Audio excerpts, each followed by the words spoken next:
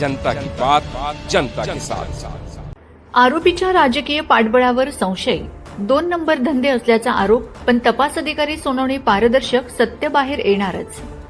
या प्रकरणाला आता राजकीय दबाव व काळ्या पैशांच्या सावल्यांचा वास येऊ लागला असून मृत भाग्यश्रीच्या कुटुंबियांनी गंभीर आरोप केले आहेत।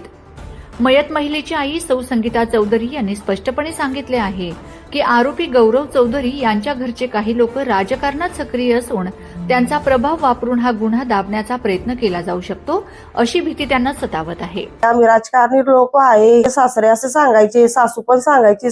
तर मृत महिलेच्या भावाने आणखी गंभीर आरोप करत सांगितले की आरोपी हे 2 नंबरचे धंदे करणारे असून पैसा आणि ओळखीच्या जोरावर तपासाला वळण देण्याचा प्रयत्न केला जाऊ शकतो।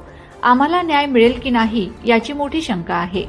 या वक्तव्यांमुळे प्रकरणाला अधिकच गंभीर वळण लागले असून सर्वसामान्य नागरिकांमध्येही संशयाचं वातावरण निर्माण झालंय।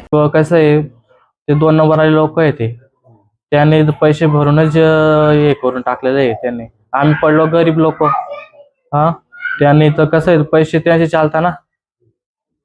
आता तुमचं काय म्हणणं आहे? आता आमचं म्हणणं आहे, आमच्या तिला न्याय पाहिजे, तिला फाशी दिली ना, त्यालाही फाशी पाहिजे, आमची ही मागणी सर।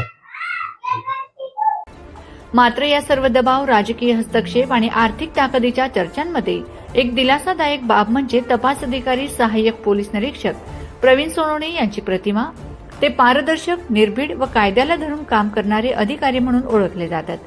त्यामुळे ते कोणत्याही राजकीय दबावाला किंवा पैशाच्या मोहाला बळी न पडता या प्रकरणामागील संपूर्ण सत्य बाहेर काढतील, अशी दाट शक्यता व्यक्त केली जात आहे।